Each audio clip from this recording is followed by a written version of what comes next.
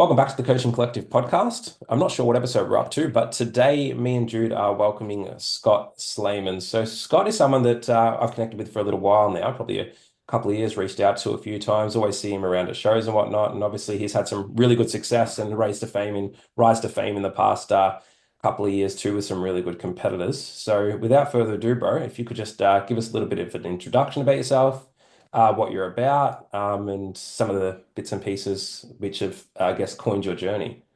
Okay. Well, I'm definitely not new to this. I've been coaching for over 30 years. I got certified back in 92. So if you can, that's quite a few years ago. Older, older than me. Yeah. Yeah. Yes. I was born. Yeah. So I got certified in 92. I started, on in-person training at Gold's Gym in Seattle, Oh, and you know, managed quite a few gyms. I've been in the fitness industry the whole time, and I've never really stopped personal training. Veered off a little bit with, managing gyms, selling gym equipment, sports supplements, importing, distributing sports supplements as well. But all the while, it still dipped my toe in the water with the coaching, with the training, competing myself. But I've got a real passion for helping others and putting that knowledge to practical application. And I haven't stopped learning either. So some of these guys that have been doing it a long time, like I know everything because I did this for 30 years. Well, I'm probably learning more in the last few years than I did when I started and was delving into the books and looking at anatomy and physiology and all that kind of stuff. Now some of the research is coming out. It's just mind blowing, and I get excited about it, and I've never stopped learning. So, and I'm still able to apply it to somewhat to myself, but more importantly, we put it out there to the athletes and see some great results. when did you move to Australia as well? In the year 2000, Yeah. so 20, about 24 and a half years ago. What made you move? Just opportunity or just wanted something different? Well, I was managing some gyms at the time, and it was actually quite stressful. Yeah. Mhm. I had about 60 staff. It's quite a Yeah. big gym, and that was probably the time where I trained myself the least. Mhm.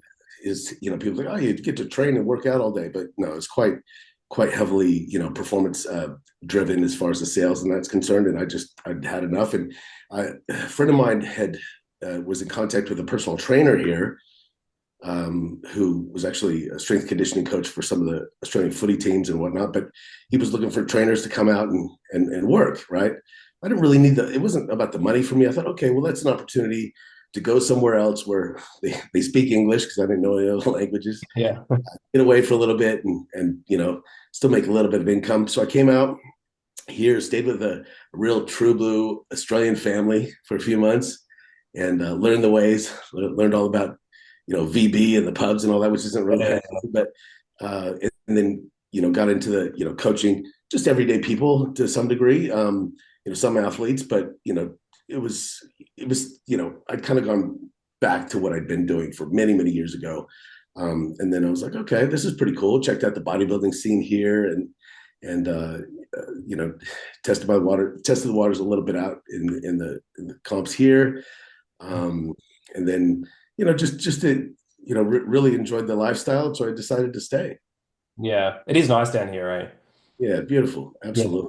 Nice and relaxed as well. Yeah, Seattle, I was actually not sure where you were from specifically or how long you'd been here either, because I think some of your photos that you do post or have posted previously were from shows overseas. Is that correct? Um, I don't know.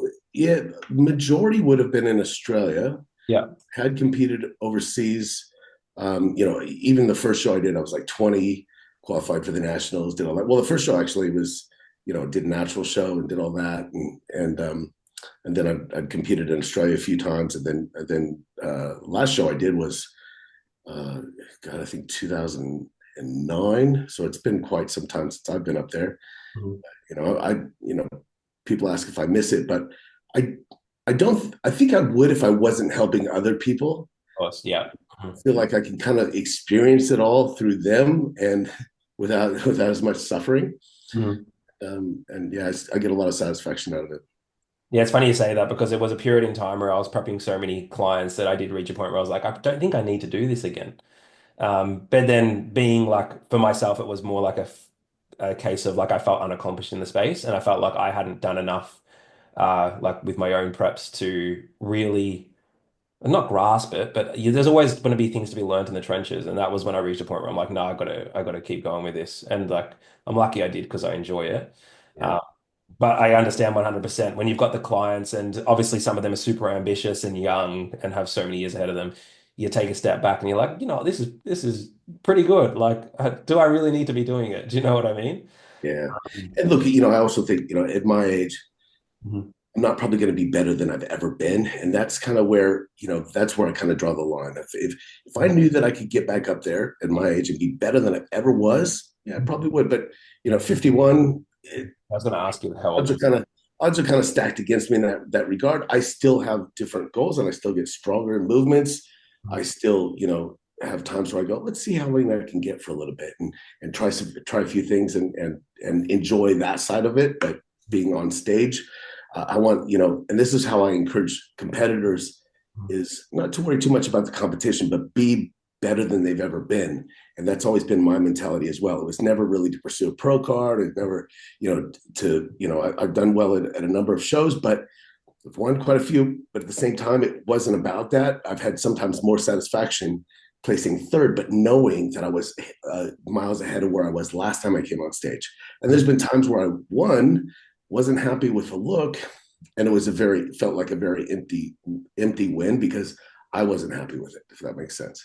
Of course. I actually say to a few of the boys that I coach as well, especially first times, which we'll get to. Um, if you get up there in the best possible shape, like lean for and relative to the level of muscle that you're holding, it doesn't matter how you place because you're not going to lose any friends through achieving that kind of feat, being in that kind of condition, etc. Because people respect it. Yeah. You could play six, but if you're striated glutes shredded to the bone, no one's going to look at you and say, fuck, he placed sixth. They're going Yeah. to look at you and be like, fuck, he looked good. He just needs more size. And everyone knows that size takes time. Um, Unfortunately, as we know as well, the less size you have, the harder it is to get that kind of conditioning. But because some guys don't recognize it, like if you're not holding a lot of tissue as well, you can't get to that level like you will see on like a highly competitive stage. Which, yeah, I've seen it before on skinny guys, but I feel like you need to be genetically predisposed in that case. Yeah. Yeah. I agree. The more muscle you have, the more the striations pop and Yeah. separation between muscle groups become more apparent and whatnot. So, Yeah.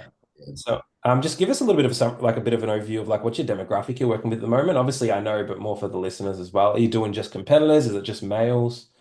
Just males. So, yeah, just coach guys, and it is everywhere from professional bodybuilders to guys that have been training on their own for a while. They get stuck Mhm. and they need some help getting beyond what they could do on their own.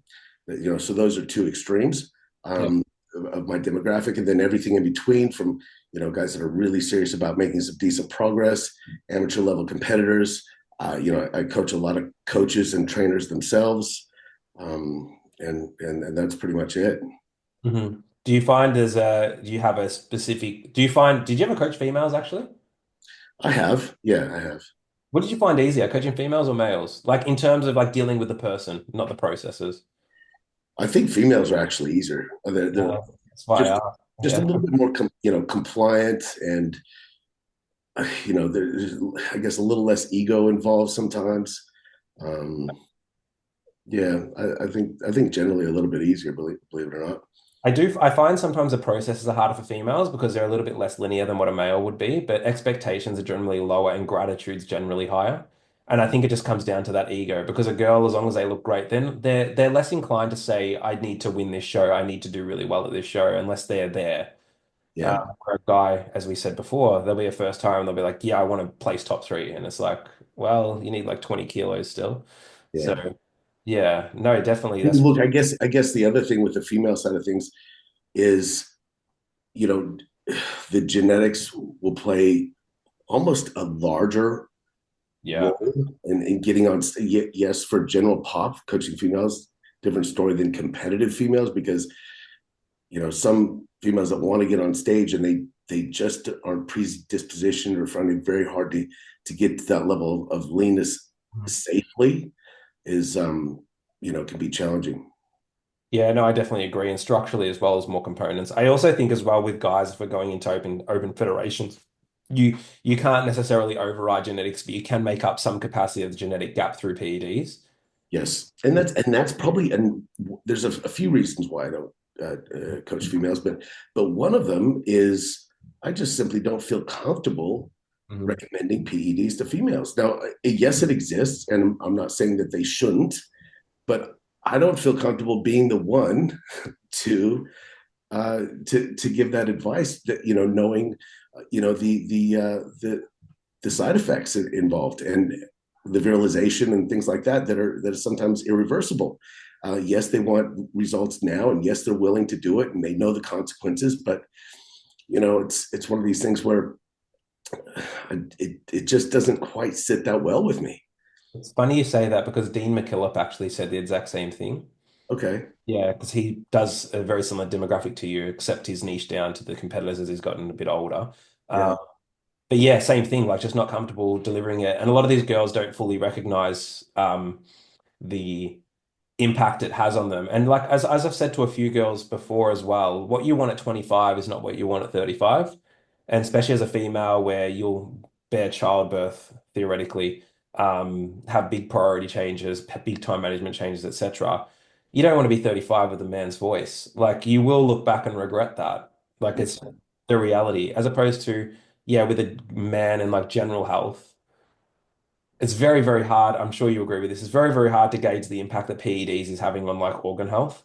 Exactly. But Yeah. even then, you could have a cardiac event at 45, and you could say, yeah, it's the gear that I used, but you don't know that unless your bloods and ecos are bad, but hopefully they're being monitored regularly. Very conscious of keeping uh, very close watch on blood pressure, echocardiograms, Mm. blood work and whatnot.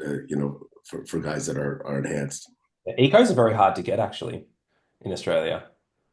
It shouldn't be too bad. Like if you go to a GP and Mm. you say you've got family history and you're Mm. concerned, of how everything's going and whatnot, you generally can get a referral to like Heartscope or one of these kind of things. And if anything's off, then you can get referred to a cardiologist and go from there. But yeah, I don't find it too bad. Because I've actually not done one, so I've been lately thinking, all right, I'm 30 now, probably should probably should do that. I do the ECGs and stuff but not the same.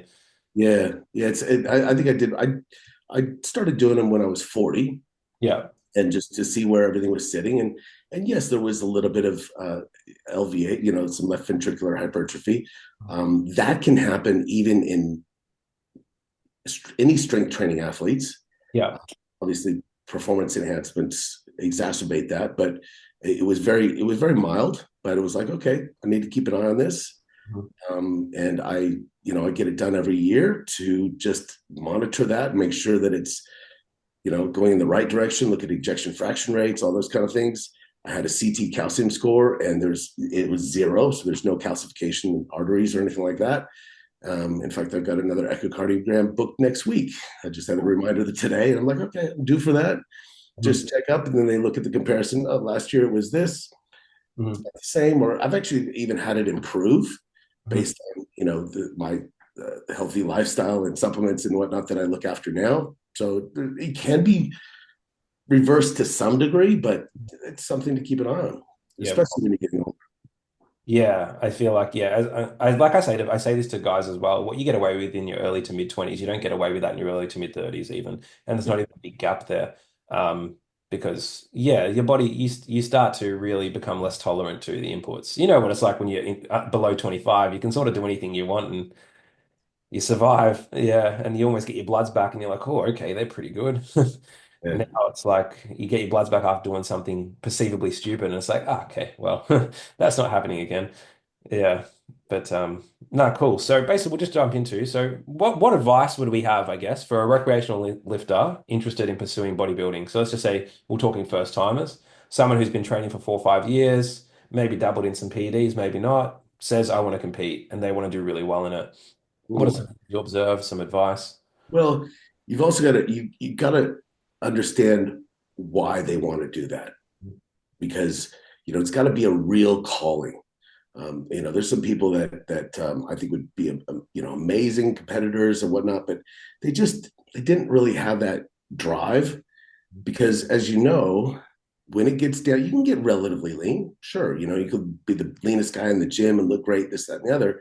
But when it comes time to getting stage lean, those last 4 to 6 weeks are, you've got to have a real reason and a real drive to push beyond those, when the hunger is there, when the fatigue is there, when you don't want to do any more cardio, when you really want some food and all that, to really have that willpower to keep going. You've got to have a real strong why to be able to do that. So it's got to be, pretty, ingrained. So it can't be taken lightly. One of the exercises I actually recommend clients to do as well is to write down a list of their whys before the prep. Yep.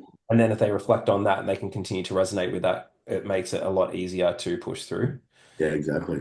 Yeah, because the second you lose sight, it's actually funny because I prepped for a show in 2022 front of, and one of the reasons I pulled out was towards the end. It would have been about 7 weeks out, and I was really struggling. I was getting slaughtered by the coach at the time.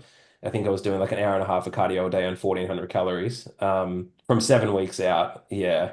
And when I tried to reflect on the why, I just couldn't find it outside of you need to finish this because you committed to it. Yeah, and that's sometimes a good enough reason, because I instill that in myself and in everyone. If you say you're going to do something, Mhm. to follow through because you gave your word on it. So that's a good enough reason. But you got to have that kind of why behind that as well. Yeah.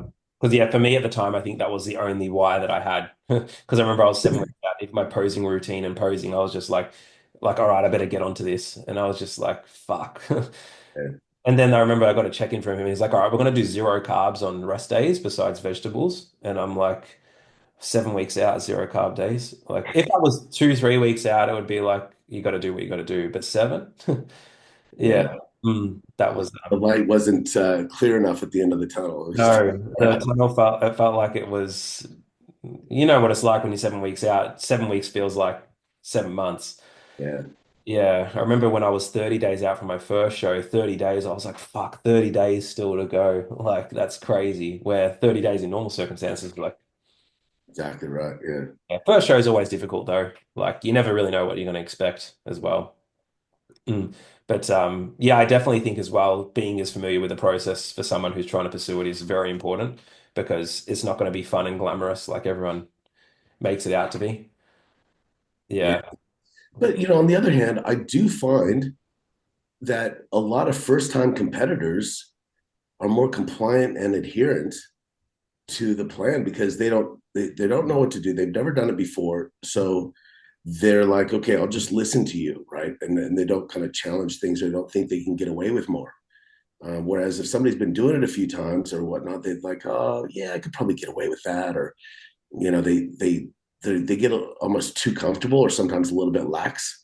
Whereas Mhm. first time competitors are just like, just just tell me what to do, because everything's new to them. So I find compliance actually really good with first timers. It's actually interesting you've said that because a few of my friends who coach some really big names around the world, they say the biggest names are the worst clients. Yeah, like because like one in particular, obviously I'm not going to share names, and I was like, "Fuck, you coaching him? Like that must be good." And he's like, "You got no idea." Like he would be like, he doesn't check in for 7 weeks at a time, outside of prep, of course. Yeah. Yeah. And the problem also is, when somebody's got really good genetics, Mhm. have gotten them pretty far, and Mhm. they might have been able to win some local amateur shows, not really trying that hard based on genetics. Mhm. They don't really have they're like, yeah, I can get away with quite a bit. But once you get to a higher level, you not only have somebody, the genetics are better all the way around, but the best of the best have the genetics, and they are willing to put in the work. So the combination of those is what is the winning formula. But this you're absolutely right. Sometimes the better genetically dispositioned guys Mhm. have had it a little bit easy to some degree, and they feel like they can get away with more, and they slack off. I did say to my partner the other night too. I said because like for example, the other night I think I was making up a it would have been a salad, let's just say, or my fruit, and I'd run out of like blackberries, and I just replaced it with like the equivalent in like watermelon. That's not what I actually did, but you know what I mean. And I said to Izzy, like, imagine this was a first timer who's just going directly by the plan and has no idea. They would freak out and drive to the shops to get the blackberries and replace them. Yeah, Like I said to her, I feel like we don't appreciate like how much smoother it can be for people like us to apply to these processes because we have that understanding. Obviously, a third, fourth time competitor does have an understanding, but someone who's very first, very fresh, they would think, oh, so if I have watermelon instead of blackberries, that could set me back. yeah, yeah, Like that's the extent that we don't acknowledge. yeah, Um, exactly, yeah. exactly. Mm. And this is sometimes what I need to do with first time. And I really, I appreciate the dedication, the drive, and but sometimes you have to pull back and say, there's certain things that doesn't matter. To say, okay, you can relax on that. It really doesn't matter if you've, if you did your cardio at X time, half hour later than you normally would have, or I had a guy that was like, I'm 25 grams under in protein today. Should I have more the next day to make up for it, or whatever it might be. So Mm. got extremes in that sense of it as well, which and part of being a coach is to help put people's mind at ease too as well, to take their stress away, to say, don't think, just ask questions. I'm here for you, Mm. and trust the process. Yeah, no, I know, I 100% agree. You do get sometimes people who really want every like I had one person in particular I prepped recently who every detail needed to be covered. And if I said, no, trust me, it doesn't matter. No, it does matter. Tell me what to do. Yeah, It's like, well, like even little things like it'd be pissing down rain. What do I do for steps? I got 1,500 to go. Just add them on to tomorrow. No, no, no, I'm just gonna pace around the house. yeah. Like, okay, it's 12:30 at night, but okay. You know what I mean? I had a client that would send me a picture of every meal that he ate because he felt like that would help keep him accountable. And I was like, okay, that's fine. So I do, It's actually funny. I have a guy who Jude knows, obviously. He'll know who I'm talking about. He used to send me photos every day during his last prep, morning and night. yeah, yeah, Yeah. This prep I said to him, bro, you cannot do that anymore. He's like, oh, I just feel like it keeps me accountable. I'm like, I know, but when I'm going through your photos at the end of the week, like, or mid, because we do 2 check-ins a week, like, I don't even know which ones to look at because it'll be like 6 photos twice a day. So at the end of the week, I'd have what, 12 times 4 photos yeah, in different poses. I'm like, I just want front, back, men's physique on Monday, Thursday. And then when we're doing trial peaks or peak weeks or we do a carb load, that's when you can keep them coming. But I'm going to give you timestamps and folders to keep it neat. Yeah. Um, and what like in first time as well, what are some qualities that you would even any competitor actually and experience wise, because obviously you had the guy turn pro in classic last season, correct as well. yeah, yeah. What kind of qualities would you see in someone who's like succeeding to that level or to that extent? Well, so several things. Obviously, genetics play a huge role, Yeah, of course. Yeah. and some resilience is another thing, because there's no such thing as a perfect prep. So it's, if something goes a little bit off, you get sick, little injury or whatever it might be, that it doesn't just totally derail you. That you go, okay, how do we work around this? How do we adapt Mhm. a flexible mindset and still move forward towards our goal? And being able to not get too stressed out about those kind of things. I think that's important. And then also the adherence and ability to stick to a plan.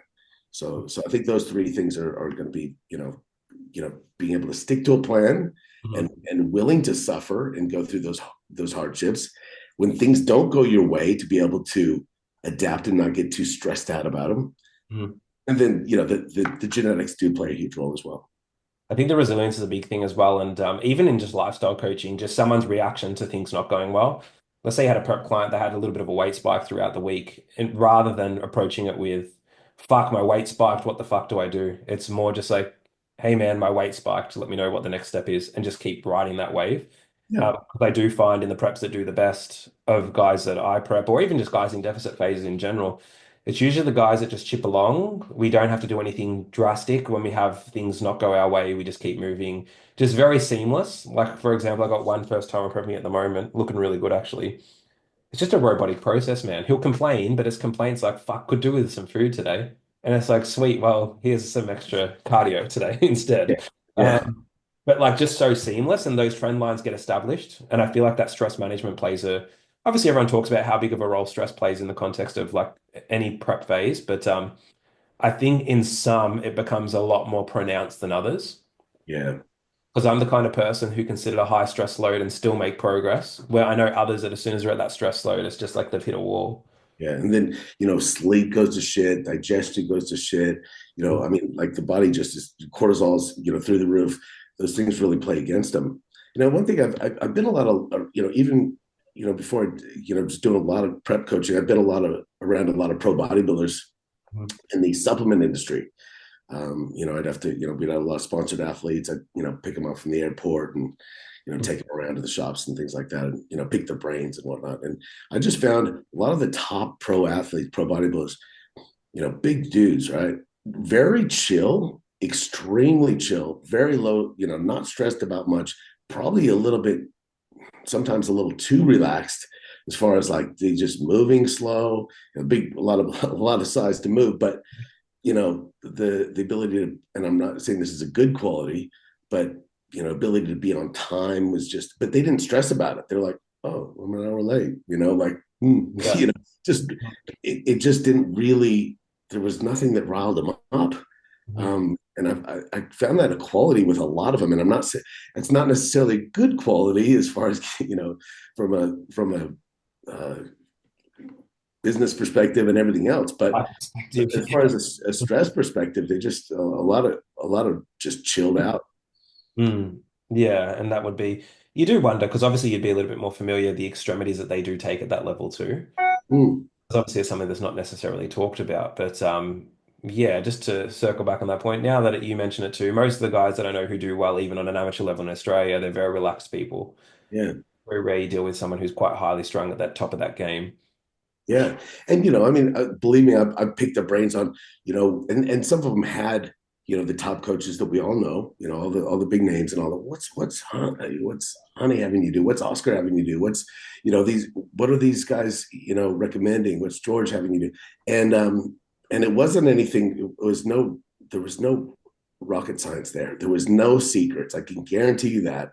Mhm. And these guys didn't even really like. They didn't have the answers.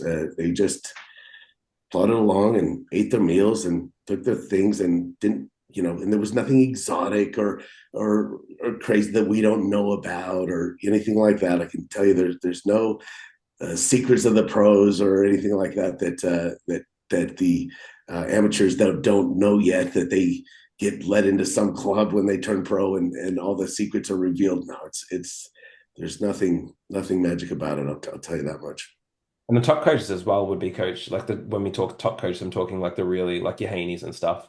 Yeah, Um, they're dealing with solely genetically elite individuals. So yeah, it's a whole different ballgame altogether because you don't really, well, I don't think you ever see them deal with someone who's not there. The only one that I sort of see deal with people who are a little bit less genetically to that extent is probably like Stefan Kickel. yes. He takes a little bit more of a wide range, but of athletes. So sometimes you do see that that quality does slide on the bottom end of it.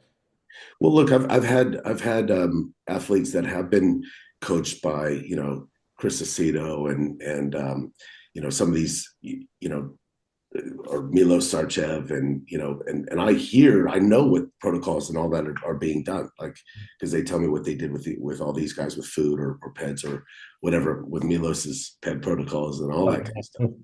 And so I'm privy to all that information and yeah, it's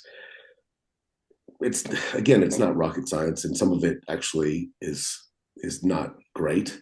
Um, Close in particular, yeah. uh, In particular. yeah, Yeah. some of that just went. Well, no wonder you're so like digestion was terrible, bloating and like really bad. And then and then I've had a number of people that have gone with guys like Patrick Tour and these, and sometimes with when you've got an amateur competitor going to a top coach, Matt Jansen, these guys, they they don't get much in communication from them. So they think that because they're, coaching these genetically elite guys, that all of a sudden that's going to make them, right up there with that upper echelon. But, in reality, they work with this, big name coach, and they get very little feedback, very little responses, very little communication, and the care level just is, I'm not going to say anybody in particular, just doesn't seem to be there. Yeah, of So course. it's unfortunate, but that's just the perspective that, okay, the grass is greener because this person's working with Mhm. that there's some kind of secrets out there that they're giving out that I need to know. Mhm. It's not there. Yeah, because I don't think there'll be. I've been coached by coaches who clearly don't care. Well, probably only one really in particular. It's a demoralizing feeling because, and you think to yourself in a context of a prep, I'm not going to care. I just want to be told what to do. But when you get to the last 6, 7, 8 weeks out, you do want like someone to, you do want reassurance. You do Yeah, want to know why you're doing what you're doing because you start to doubt yourself. You start to doubt everything. yeah, But I do say often, I do feel like there is a certain level that you get to with coaching and experience in regards to like knowledge and your like applicable skill set where I don't think you're going to get a vast difference between one coach and another coach.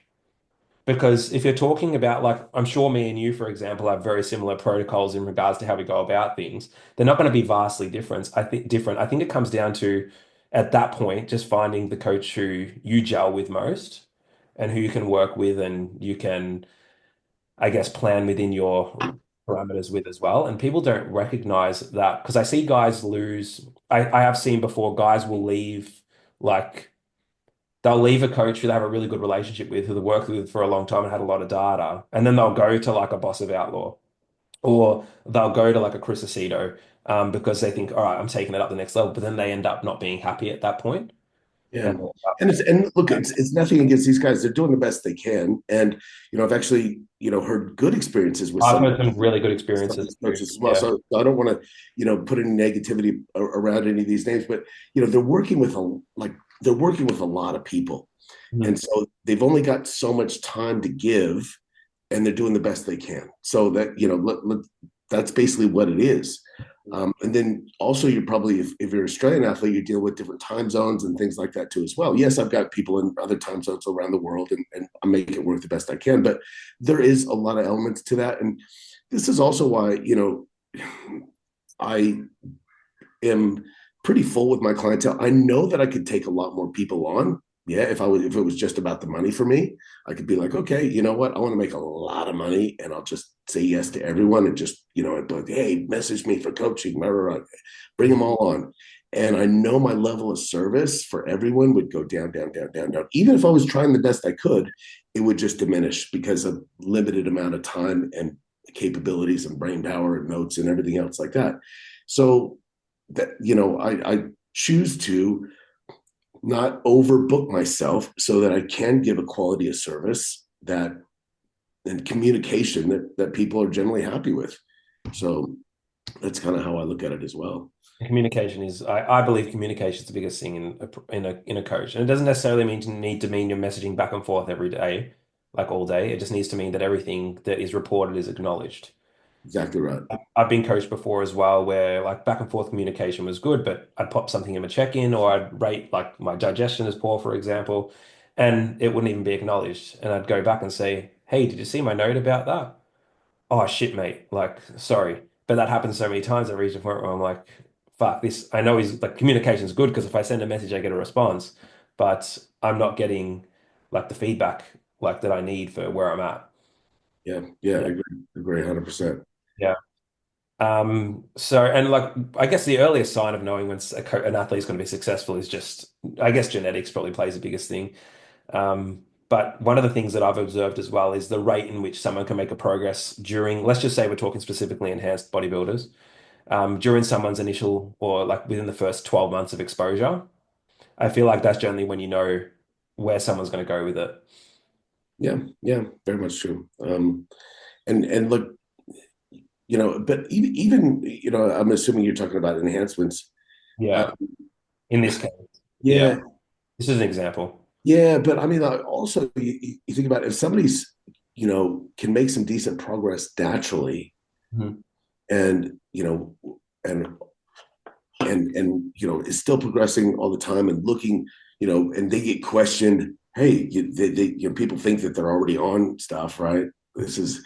That's a good sign too, because then if they go down that enhanced route, then it generally becomes, and everybody's genetic predisposition towards how they respond to PEDs, like you said, the first X amount of weeks or months of exposure definitely is relating to that. But if you think back, some of the best bodybuilders in the world, like Ronnie, when we've seen Ronnie Coleman compete naturally years and years ago, he was a freak, Yeah. right? And then Kai Green, a freak. These guys were crazy good before they even went down that route, and then they hit the switch, and then it was like, whoa, okay, this is, or even look at Keon, right? The 212 Olympia winner. Like, remember how well he did naturally years and years ago? He was blowing everybody out of the water. And I remember seeing him, I can't remember, like 10 years ago or something like that, thinking, this guy will be the best in the world. And he just kept missing his peak and things like that. And I think personal circumstances. But sure enough, man, look, he literally has probably the best genetics in the world, in my opinion. Like crazy, absolutely crazy. Mhm. One of the things I also harp on with clients, which I'm sure you'll agree with, not with clients, just in general as well, you can generally pick someone's potential just by their mentality. Yeah, And obviously, we're touched back on work ethic and whatnot as well. But I've dealt with some clients who physically, like I remember there was one guy in particular, his inquiry hit my inbox, asked for some photos, and I was like, damn, this is the guy that's gonna like get me to that, when you have that sort of first pro win, that's sort of like when yeah, you're yeah, right up there. I'm like, yeah. this guy's the guy that's going to make it. And I was saying to him, I've had coaches before. Yeah, they never really worked for me. I'm like, all right, cool. We're going to get this done. And then like 6 weeks into the coaching, I'm just like, well, this is why. That's it. Yeah. Yeah. And Um, look, I've said this many times. I've got some just regular guys, that just decide, okay, hey, I think I'm going to get in shape for Christmas, right? Like just no reason, and they're like locked in. They're like everything's down to the gram. That's that, and the other. I'm like, and then I've got some really good genetically blessed guys that are like, I mean, I wish I could put that person's mindset Mhm. and willpower with those genetics, because that's Mr. Olympia right there. You know what I Mhm. mean? Like if I could merge that guy's brain into that guy's body, that is like unstoppable. So it's hard to find that perfect combination, but I think you've probably seen both. It's very, very hard to find that combination. Yeah. Yeah. And it's generally like I've got I coach some guys as well, and I'm sure you do the same with like more mediocre genetics, but they work so consistently and so aggressively that they end up exceeding the guys who are already halfway there. Yeah. Yeah, absolutely. Yeah. But I think it does come down to resilience as well to a degree as well. Because like let's be honest, man, if it's a Saturday night and you're sitting around, it's not that easy to cook up a chicken salad if you need to do that. Do you know what I mean? Just for like someone who's just like got a normal job, normal Monday to Friday, where the weekends their outlet, etc. But like it's that's a very small sacrifice. But I don't know if you resonate with this either. I think in the context of like a prep, for example, I don't think the hunger's the biggest factor. When I hear clients complain about the hunger, unless it's like very, very significant, it's kind of just like the hunger should be, for me, compared to like the fatigue, the insomnia, the unwillingness to socialize, etc. I'd rather be starving and have all that addressed. Do you know what I mean? Yeah. Yeah. Did I complain much? I can't actually remember. Mm, no, I don't think so.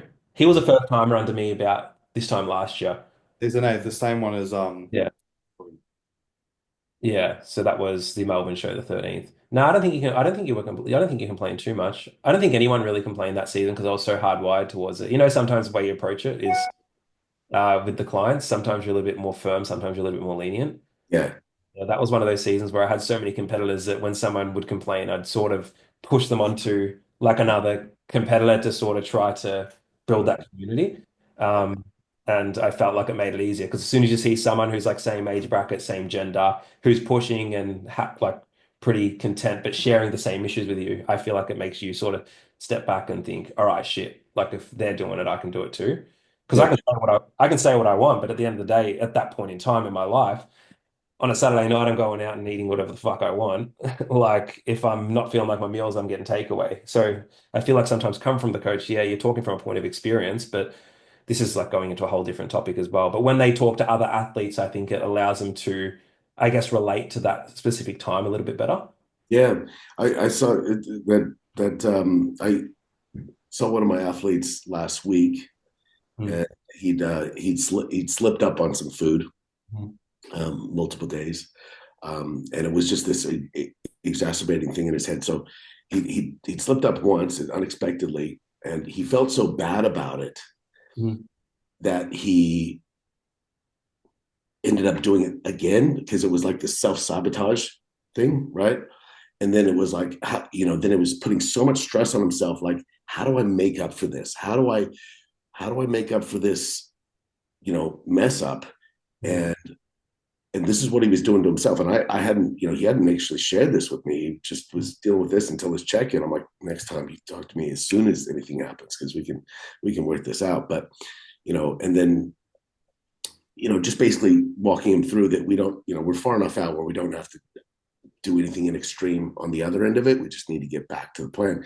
But I actually, saw a seasoned competitor in the gym at the same time, and I introduced them, and I said, "Hey, this has happened, and if you, what would you do in this situation?" And he just reiterated what I had already told him. But to have that, come from somebody else who'd been there, done that quite a bit as well, Mm. is to have that kind of camaraderie and understanding is can be very valuable.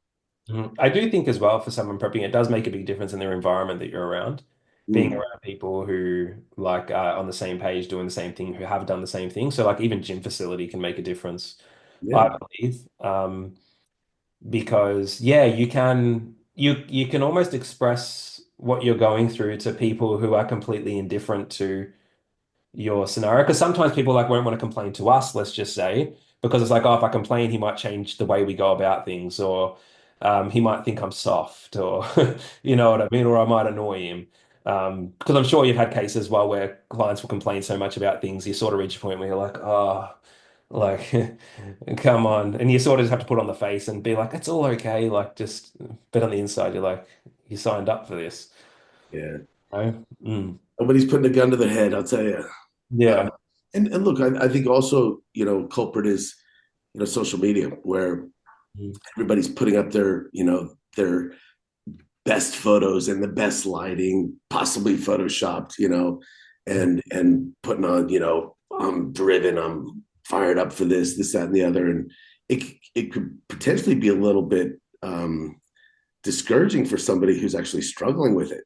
Mhm. And they're going, oh, these people are finding it easy, and look at how amazing they look, and then they can get a little bit in their own head about that kind of stuff. So, like, some people just need to deactivate social media or stop following these people. If somebody makes you feel yuck inside or whatever, not that they would intentionally do that, but just don't. Yeah, you can actually put it where that doesn't. You can still follow, but it doesn't come up on your feed or something like that. Yeah, yeah. If you want to follow somebody, but their posts don't make you feel good, Mm. just just make it to where it doesn't come up. I probably Um, did it for 6 weeks out. I just stopped social media at night yeah, time. It's, Mm. helped a lot, actually. Surprisingly, I didn't think it would. But it just so much the stress, going to bed, sleeping, just did not need to think about competition, anyone else. Just think of yourself, and that's all it is. yeah.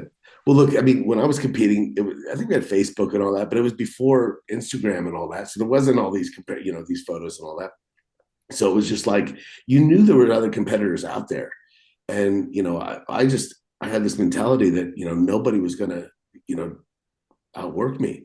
And it actually probably was, knowing what I know now, it wasn't smart because I was training, twice a day, fucking like just stupid stuff that I know better now. But, and I remember I'd see a promoter would say, man, I saw, so and so the other day, he's getting after it. And I'd be like, oh, Yeah. it would just drive me, to go harder, to do more. And it was a good thing in that sense, because it was more, it wasn't like this social media where you just see pictures of a kid where you're sitting in bed feeling, it's, yeah, it could be a blessing and a curse. I feel like people don't recognize as well, like it doesn't really matter how you look at 10 weeks out, 12 weeks out, 15 weeks out. Like it matters how you look on that day. And Oh, it's unusual to see a guy look pretty much stage lean at 10 weeks out. And then on the day he looks more or less the same. Like I've seen that so many times. and look, we've all seen it amongst even the pros and all that kind of stuff. All these great pictures on the lead up, and then you see the video, the stage, or the stage pictures, and went, "What happened?" Right? Mm. Like, did they? And this is what I actually try to tell. And people don't listen to me, right? But I try to tell my clients, I'm like, don't post the perfect best pictures of this, that, and the other, because people are going to wonder what happened when you walk on stage and you don't look like that. They're going to blame me as a coach Mhm. because you posted some crazy, lighting with an angle, this, that, and the other, and you don't actually look like that. I'd rather them post pictures of just average lighting where they just look okay, and then they walk out on stage and like, wow, that's fuck, look at him in person, it's crazy. There was actually a few pictures of Josh Wilson got his pro card that I took just with my phone, when we were in the posing room and stuff, that I did that looked crazy, right? Looked freaking insane. I didn't post it. Like I was like, that looks too good. You look better in that picture than you do in real life. I'm not posting that.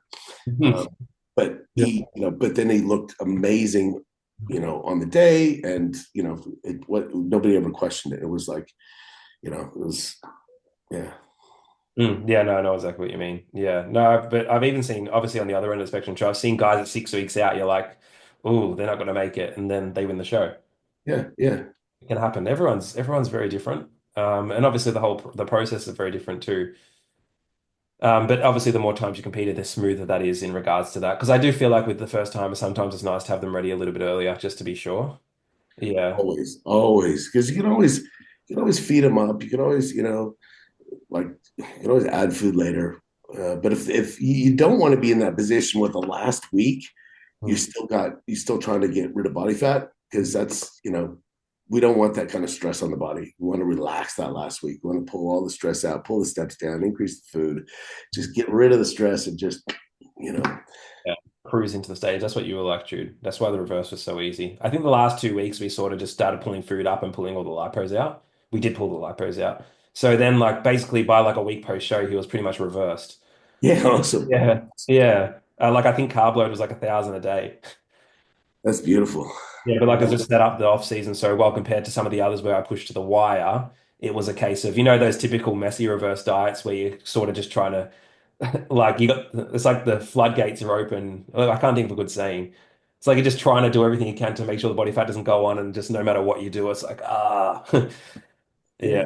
it's too Everyone says that at the end of the show. They're like, I'm not going to get fat. I'm going to stick to the diet. I'm just going to have one day, just one meal, one day, and then it's back to my diet. no, never. Bullshit. Yeah. This is why I tell people, like, yes, if some people like, okay, I want to utilize you for my prep, this, that, and the other. I say, come on, at least this, that, and the other. Even if you don't use me in the off season, after the prep, keep me going for a few weeks after the show, Mhm. so that I can pull your head in and keep you accountable, because that is what's going to set up your off season to make you successful for the next show. Mhm. Yeah, and that phase is the most crucial because it allows you to transition smoothly as well. Yeah, and then like hopefully you can wash off as much fatigue, bring all parameters back to normality within 4 to 6 weeks. Yeah, I think but that sometimes that reverse is actually harder than the diet itself, because you don't have that goal of getting on stage, and you've had a few meals, so you've got the taste of it, like you got the taste of this food that's crazy good, and you're like, oh, and the other thing is, you eat that shit food, it tastes freaking amazing, you look better the next day because you got fullness, veins are popping everywhere, and you went, that wasn't so bad. I, yeah. and you want to do it again, and you do it again, and then all of a sudden it's like somebody wakes up and like, oh shit, I look like I haven't even dieted, right? Like, and they've just undone, and put themselves in a bad position for that reverse. Yeah, and Just then almost never like that kind of guy. as well, because it's not unusual to see guys add a little bit of tissue through a prep as well, Yeah, yeah, yeah, depending on their circumstances. I've definitely seen it because they come out of prep, you come back up, and you're like the same weight as we were when we started, and you're way leaner. yeah. Yeah, I feel like people underestimate that as well. In the context of utilizing performance enhancements in a natural is much, much less common, if Right, ever observed, to be honest. Uh, right. I've observed in some, but very, very rarely. Um, Just one, we'll jump into the next point with what are some problem, I guess, what are some problems you observe with some individuals looking to compete? For example, I've just touched on here like wrong class, categorical requirements, problems with choosing to compete in general, like we touched on at the start. Yeah, I think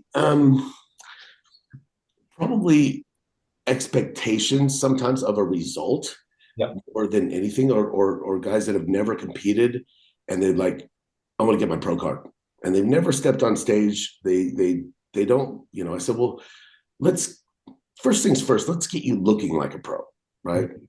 Because we have no control over who shows up or what they look like. We have no idea, right? So we put you in the right category for you.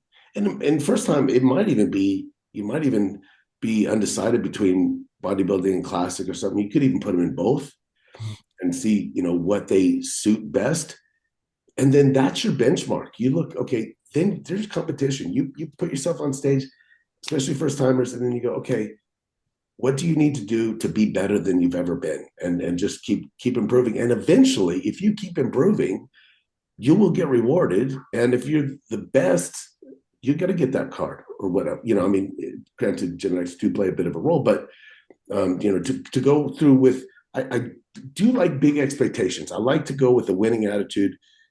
You know, I don't want to take that away from somebody. When we go with the visualization of winning, like I think that is important to some degree, but at the same time, to not compare yourself with anyone else or anything like that. Just go with the visualization. I'm going there to win, but it's kind of, it sounds like a uh, I don't know. It sounds like a contradiction when I'm saying, you know, go there to win, but don't compare yourself to anyone. It sounds like a bit of a contradiction, but I do want a winning mindset without the thought of who else is doing what and how they're going to look or anything like that. Does that make sense? Yeah, it does make sense. Yes, because you wouldn't want someone to go in expecting to lose. No, Like, no, right. yeah, like you want them to go in. I guess the best, easiest way to put it is you want them to go in knowing that you want them to be the best that they possibly can be, and that in itself is a winning mentality, in my view. It Yeah. in the context of bodybuilding as well. But even then, like I say to some guys too, like because some guys really want to do well in the first in their first season, and I say to them, think of like a 18-year-old AFL player that just got drafted. They don't go in and say, I'm going to win the Brownlow medal this year. Hmm. They take years and years. They're going to play VFL for a few, maybe for a couple of years, and they're going to get a game, and get dropped from the side. They're going to get brought back in, and then slowly, surely, 5, 6, 7 years, they're in that midfield starting position, getting Brownlow votes. It goes for any sport. You can't expect just to enter, and you can't like wait till you're ready. Like in the same context too, like you're going to like you throw in like an 18-year-old into an AFL game, for example. I'm a big AFL fan, by the way. Um, and that's what weathers them to sort of see the standard and build up to that standard. If you did all the training in the world and you just waited and waited till you were like a 24, 25-year-old player and you said, now I'm ready to play AFL, let's just say you could do that and they draft you, you're not going to get into that game and get best on ground. Yeah. Yeah, because you don't even know what the standard is. You Yeah. don't know the pace or anything. And it's like anything. I know it's a little bit different because you're working on yourself in bodybuilding. It's a bit more of a less of a team dynamic. But nonetheless, same concept. Because unless you've competed in a show, it's very hard to even recognize what the conditioning requirements are. Because even for me, when I first started coaching IFBB competitors, I remember my first one, I thought I had him inside out. I'm like, you've nailed this. And don't get me wrong, he was lean. But then when I got there and I compared him against the others, I was like, fuck, this is a wake-up call. Do you know what I mean? And then it's very hard because you tell a first timer, like, yeah, no, the conditioning, you're still quite a far way off. And like, I remember when I pulled out of my show in 2022 that I mentioned, I was telling some of the guys at the gym and I was doing some posing, and they're like, fuck, how much leaner do you need to be than this? And I'm like, you got no idea. Like, And there could be situations where they might be ready from the front, you mhm, know, and like, oh, hey, look at my abs, look at my quads, and that. But you look at the where they're carrying the last little body fat. We're not stopping until that last little bit, mhm. whether it be the hamstrings, the glutes, whatever, that comes in. Yeah. And I remember that happened when I used to compete. I never really paid attention. My front would be ready. I'm like, you know, all this confidence, whatever. I kept losing, you know, I'm like, what's going on? And then it wasn't until I realized and saw pictures back when it's my back. Like I wasn't lean enough in the back. So it Yeah. was until I switched the mentality. I'm like, I don't care how I look in the front. I'm not stopping until my back is lean. And Mhm. then that's when I started winning. So it's, Or- Yeah. Yeah, and obviously everyone has a different fat distribution. Like I just hold at my hips, like Yeah. because I'm like looking to do men's physique in the future. Like that, those hips need to come in to get that really nice taper. Yes. And you look at your photos and you're a bit like, fuck, like I got one guy in particular actually holds a lot of fat at his lower back, but he's got a really wide back. But when the fat's on the hips, it looks like he hasn't got a wide back at all. Oh, yeah. Yeah. Yeah, yeah, those stubborn areas. Yeah. Yeah, but then there's other people that come in quick on the back. A lot of people do struggle more from the rear than the front, though. Yeah. Yeah. And it is, but it does vary. Like some people, the quads don't get lean, until The toughest one too. it's a tough one. Yeah. Especially when they work in physical jobs. Did you find like every prep that you did, you notice that a different area comes in faster than others, for example? Mm, not too much, but I have seen that with some people is last time, this came in first and that came in last, and I think there can be due to some hormonal shifts and things like that can affect that to some degree, but it can shift to some degree. Yes. Yeah, because I definitely notice it. Like I've had periods when dieting where like that prep that I pulled out of, my legs weren't coming in. That was not why I pulled out, but like that was another argument for that. But then my very first prep, my legs were like in like 10 weeks out. Hmm. And I remember my upper body was like way behind. I'd think, fuck, my legs look good. Um, and yeah, I remember that was just so fascinating. Different output targets at that point too, though. Yeah. Told you I do Josh worked in Josh worked in construction, didn't he, for his prep? Yes. Yeah, okay. Did that affect anything? No, no, I don't think so. No. it. I mean, he naturally had a decent amount of output, but then did a fair bit of climber and stair climber and things like that in addition to that. So you still got him doing like intensive cardio with the job on the side as well? Yeah. Yeah. Yeah. Mm. I just find, yeah, I've had that with one client. I found it was I'm gonna s- he was doing 25,000 steps a day, but it Wow. was definitely ruining the lower body. Yeah. Well, look, sometimes it depends. I'll give somebody sometimes an option whether we go, okay, would you like to do more output or less food? Because we got to do something to keep you going. Yeah. And some people are like, I don't want to have any less food, right? Mhm. So I'll do more output, and that's their choice. Obviously it's never zero output, but that's it usually we've got to do something. If the output's kind of moderate and the food is moderate, okay, what are we doing first? Or and both work, obviously. Mhm. um, and sometimes it's a matter of personal preference. I've had some guys with quite physical jobs like construction that are doing 15 plus thousand steps a day. I don't do anything in addition to that. And their outputs there, we just manipulate it through food. They can generally eat a decent amount all the way to show if they're keeping their job active. Mhm. Yeah, you would think so. I've actually had one client that I prepped who was still back below 1,800 calories, even though he was doing such physically active work. Mm, And it was a case of you kind of don't want to believe it at the start. yeah. You think something's not right, but then it reaches a point where you're getting closer and closer, and you're like, all right, we're just gonna have to do this. Yeah, I've had that situation where, Mm. let's say you haven't worked with somebody before and we're maybe 6 weeks out and we're going, okay, you hadn't made a whole lot of progress in several weeks and it's just a little bit stuck. Mhm. Going, okay, we're starting to get behind. Mhm. Then I usually give them a choice at that point. Okay, here's where we're at. Now we could go old school, Mhm. protein and veggies and decent amount of output and all that. Not really healthy, right? Not sustainable. Probably, have like one high day a week or something like that just to keep you going.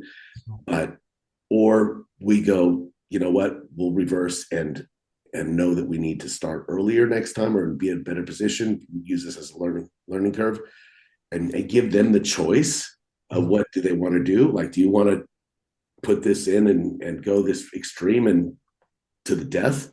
Mhm. And in almost all cases, they've gone, yep, let's do it. Let's go hard.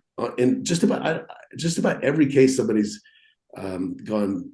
Let's dig. And I've been blown away with what some people are willing to do.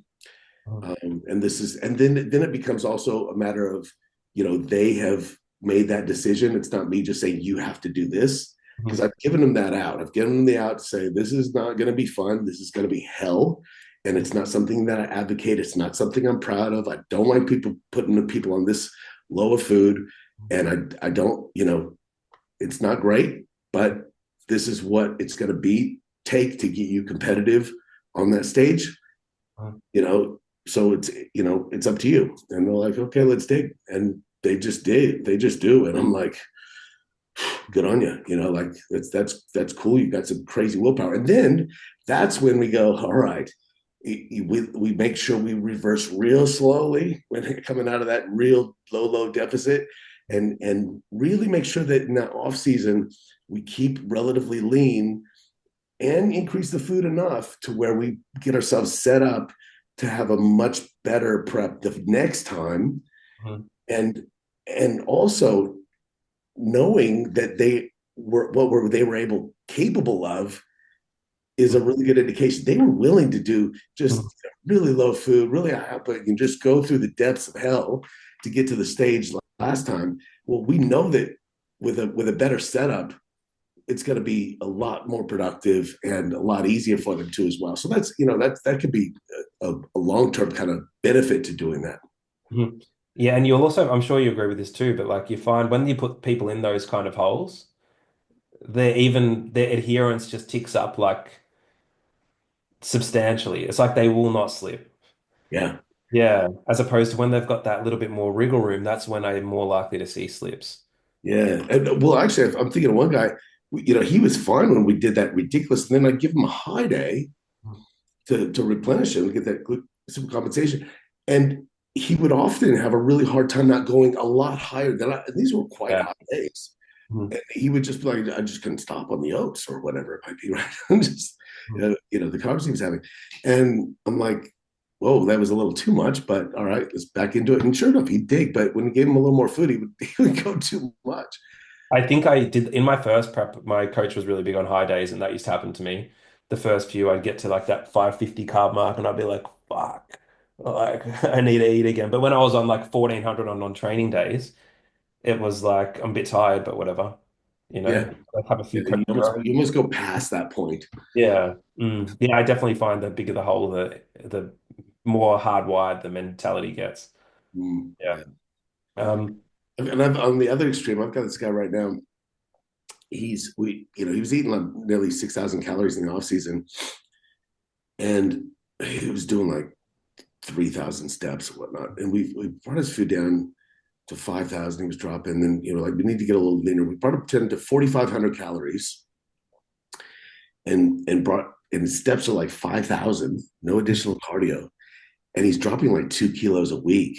So we've actually had to implement like a big 1,100 gram carb day once a week to keep him from not dropping too quickly. I mean, that's an extreme in the other direction. How big is it? Like weight wise? About 105. Hey, Jesus, that's not bad. Yeah. Yeah. I can't say I've had that one before. That's awesome. Yeah. So I mean, like it's not great from the standpoint when you're trying to grow and you have to push that much food Yeah. as far as digestion and inflammation and stuff like that. Like that's not ideal, but and it's all relative because he's really hungry. Yeah. On over 4,000 calories. Like he's, like. One of the things I find more difficult with those cases too is because they do defy some of your general laws. Like you can sometimes, like in those cases, I haven't had to that extreme, but it does make you sometimes doubt yourself. Like doubt, is this doing what I think it is? Maybe his photos are just really good. Maybe the weight dropping's not reflective of how much is, you know what I mean? Yeah. It's almost like it's There almost are too good to be outliers true. like that where you just go, Yeah. how is somebody losing this much weight on this? And you look at the blood work and the thyroid panels and all that kind of stuff, and there's nothing weird going on. It's all as it should be. There's no lipoletics. There's no clen. There's no anything else. There's no thyroid. There's no T3. There's no nothing in there to cause some great effect like that. It's just that's just the person. Yeah. No. We'll wrap it up there, man. But thank you so much for jumping on, bro. Appreciate it. Yeah, look, I love this stuff. I get excited about it. When you deal with these kind of competitors and stuff, it doesn't feel like work. It feels like, it's, just having fun with like a science experiment, you know? Yeah, I know. It sounds bad when you put it like that, science experiment, but I completely relate. Yeah. Yeah. Yeah. No, yeah, I agree. I just feel like, and I feel like things that we've discussed here too are just like really good context for people to sort of understand, I guess, from what goes through our heads, our perspectives, and things that we would want to communicate as well, which we do communicate. But it's always nice, like for your audience to hear someone else say it, for my audience to hear someone else say, Yeah, especially someone. because there are extremes. You know, if you let's say you talk to somebody in the gym, they're dieting on, this much food, and then you talk to somebody else and they're dieting on a quarter of that. Like it's like you've got these extremes, and that's what coach does is know that one you take each individual. There's no cookie cutter approach, but you've got to rectify things based on how somebody responds, and not only physically but mentally, and work with them the best you can.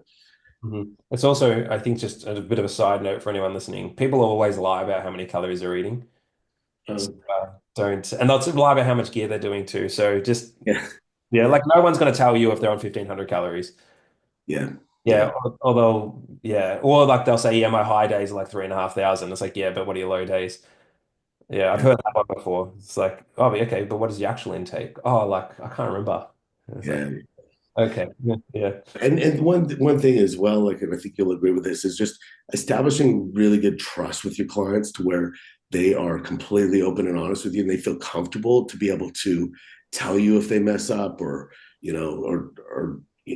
just they don't feel like they need to hide anything from you at all. That to have that relationship is really important, because like if somebody finds it hard for them to tell me the truth, I'm never, like I've got two boys, I've got two kids, and if I'm, if they if I'm really hard on them for telling the truth, how are they going to want to tell me the truth? I actually reward them for telling me something hard that they are feel bad about. So I apply that to my clients. It's like a bunch of kids to me. yeah. I know what you mean. Yeah, especially with your level of experience and age too, you would be getting like that fatherly advice. I'm probably like the close. Most of your guys would be like mid 20s, yeah. Yeah, the average age. Yeah, Because I'm 30 and I'm starting to feel like I'm even a little bit older in the space now. Not older in the space, but like most of the guys really deep into it are like mid 20s. yeah, yeah, So I'm on like that upper end of that deviation now. yeah. But it's And rare to find someone like 35 plus who's really still invested in the space. Like props to you as well, because as the guys get older, it is quite a emotionally demanding industry, like as a prep coach. So I feel like as the guys do tip that 35, 40 mark, they generally start to deviate into, I guess, less interpersonal kind of areas of yeah, the industry. Yeah. Mm. yeah. And look, I like the balance that I have. Yeah. I'll be honest. I probably couldn't coach all competitors, Yeah. Oh, yeah, no way. and I probably couldn't coach. I could, but I probably wouldn't want to coach just non-competitors. I feel like I've got a pretty good balance of both. Yeah. Some people ask me, "Do you coach regular people?" Or, like, yeah, I obviously sometimes the competitors will generally post and tag me more when Mhm. they're dieting than some of the other guys, just because that's what they do. Of So course. you might see more of that, but yeah, there's a lot of people that you don't see that have made some tremendous progress. I probably should put more uh, Mm. transformations of just people, lifestyle people that have made that I'm really proud of. But yeah, I need to get that out there a little bit more. But it's I, just yeah, I actually put together a list of all the lifestyle clients I wanted to share, just so I could share them over time because I feel like it is because obviously when someone completes a show, it's very easy to say this is the definitive endpoint, so you get the before photo. yeah, Where sometimes a lifestyle client, like I had one guy I was holding off because I'm like he can look better, and I'm like no, he looks really good. I'm just going to share that now, you know. yeah, Yeah, he's a prospective competitor, but like still, like I guess it's not a prep that he did; it was just a cut. Yeah. yeah, Mhm. yeah. Cool, man. Well, Well, thank you. thanks for inviting me on your podcast. I really appreciate it. It's good to chat about, just basically have a conversation about stuff we like. Yeah, I agree. I agree. Well, yeah, definitely this will be out probably in the next week or so. So we'll try to get some videos from it too, Oh, which sweet. Cool. Is follow there with. anything else you need, man? Just reach out. Thank you very much, man.